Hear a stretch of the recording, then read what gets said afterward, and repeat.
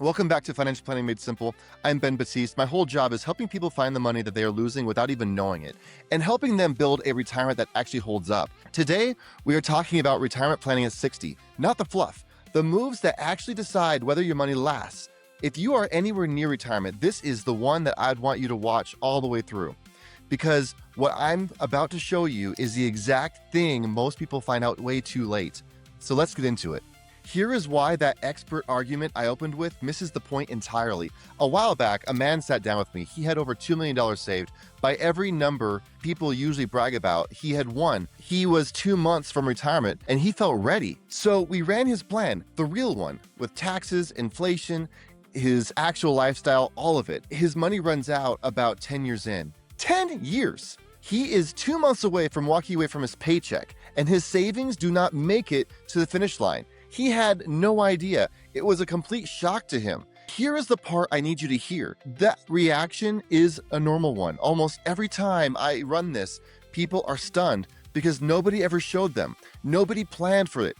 Nobody looked at how inflation takes hold over time. Nobody looked at the taxes. All anyone ever told them was, save 15% and you'll be fine. That is the whole point of this video. The balance was never the thing that mattered. Retirement is not an age. It is not the balance on your statement. Those are the two things everybody fixates on, and both of them lie to you. You hit 60 and you think, I'm close. You see a big number in your account and you think, I made it. Retirement is income. If the income is not there, retirement is not an option, no matter how big the pile looks. The question stops being, how much do I have, and starts being, how long will it last? That shift is everything. So let me show you why that big balance lies to you. So let's talk about this for a second. 2 million sounds like plenty, and I get it. It's a big number. Then you adjust it for taxes. A lot of money has never been taxed. It is sitting in traditional retirement accounts, and the day you pull it out, you split it with the government. So the income that you actually live on is a lot smaller than the number on the screen. Now add inflation to that. This is the one that quietly does the most damage. The cost of your life goes up every single year. Groceries, insurance, gas, healthcare, your spending climbs whether you want it to or not. So picture it. The pile stays flat in your mind. You think 2 million is 2 million. Meanwhile, the cost of your life keeps climbing. That gap between what you think you have and what your life actually costs, that's what drains the account. That's what runs a $2 million saver dry in 10 years. Let's get back to the rule from the open. A lot of retirement advice still leans on the 4% rule, the idea that you can pull 4% a year and be fine. It's outdated, and it should not be the foundation of your plan. You don't have to take my word for it. Look at the experts. Morningstar's latest research for 2026 says the safe number is 3.9%. Pull less. Meanwhile, the man who actually invented the 4% rule back in the 90s now shows today's retirees might start above 5%. Pull more. It's the same markets, the same year, opposite answers from two of the most respected voices in the room. That is your proof right here. A fixed rule pretends retirement is simple, and it's not.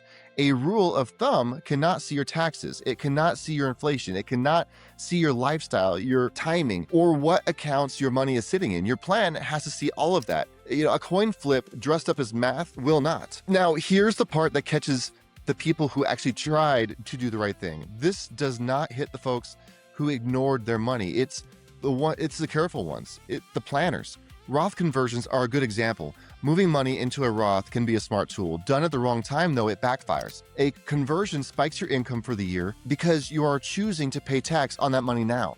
That spike, it can trigger something called IRMAA. It's a surcharge on your Medicare premiums for higher income. And here's what makes it brutal. It's a cliff, not a slope. Go $1 over that threshold and you owe the full surcharge for that entire tier.